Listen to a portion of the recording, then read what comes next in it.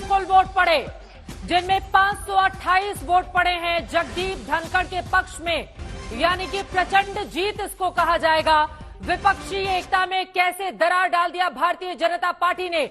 182 Margaret Alva को vote पड़े, यानी कि जितनी उम्मीद की जा रही थी उससे भी काफी ज्यादा कम, जबकि 15 रद्द कर दिए गए। अब उन सांसदों के नाम भी सामने आए जिनके वोट रद्द किए गए हैं, जिनको ये तक नहीं पता कि अगर जब वोट डाले जाते हैं तो किन किन बातों का ध्यान दिया जाता है। कम से कम ये भी सामने आना जरूरी है, क्योंकि वो खुद वोट पाकर वहां पर पहुंचते हैं और देश के सदन में जनता की नुमाइंदगी का दावा करने वाले वो 15 नाम सामने आएंगे या नहीं, ये फिलहाल अलग बात है। लेकिन धनखड़ से थोड़ी देर में प्रधानमंत्री नरेंद्र मोदी की मुलाकात होगी। प्रधानमंत्री खुद पहुंचेंगे उपराष्ट्रपति को बधाई देने के लिए।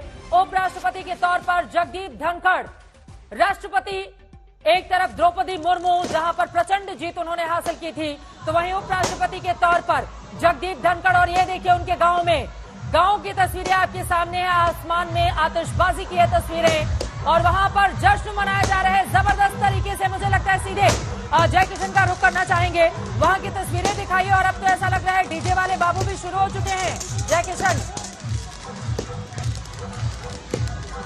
जी, चित्रा, यहाँ पे दिवाली शुरू हो चुकी है, आतिशबाजी हो रही है, डीजे फ्लोर सज चुका है। शेखावटी मारवाड़ी गानों के अंदर बड़ी जोर शोर से जो है वो सेलिब्रेशन चल रहा है।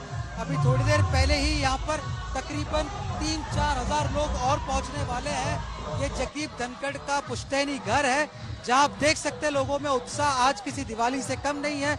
राजनीति एक तरफ है, लेकिन यहाँ पर आज खुशियों का जो रंग है वो लहरा रहा है। आतिशबाजी लगातार हो रही है और खुशियां मना रहे हैं। आप देख सकते हैं प्रेम के अंदर इनके कई रिश्तेदार हैं, कई चाचा है, कई भतीजे हैं और परिवार के कई लोग हैं जो कि खुशियां मना रहे हैं। दिवाली का माहौल शुरू हो चुका है। चित्रा, यहाँ पर दिवाली का माहौल शुरू हो चुका है। ये तस्वीरें सामने है, जरा आप इन तस्वीरों को भी गौर से देखिए। आपको बता दें झुंझुनू का ये वही किठाना गांव है जहां पर 18 मई 1951 को झुंझुनू जिले के किठाना गांव में जन्म होता है जगदीप धनखड़ का।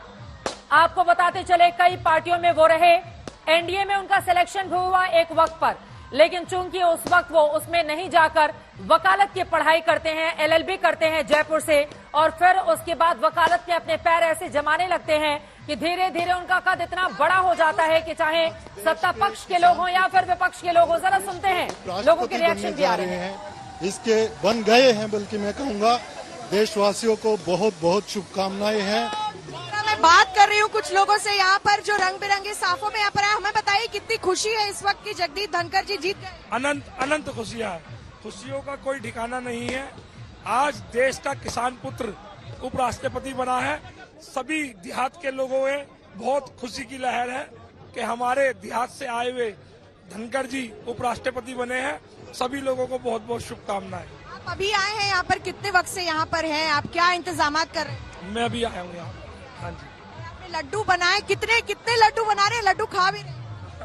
आज इतना बड़ा ये पर्व है, एक किसान पुत्र देश के उपराष्ट्रपति पद पे पहुंचा है और एक सामान्य से परिवार से निकलकर, तो ये सिद्ध करता है कि भारतीय जनता पार्टी का सामान्य सा कार्यकर्ता भी देश की सर्वोच्च संवैधानिक पद पर पहुंच सकता है।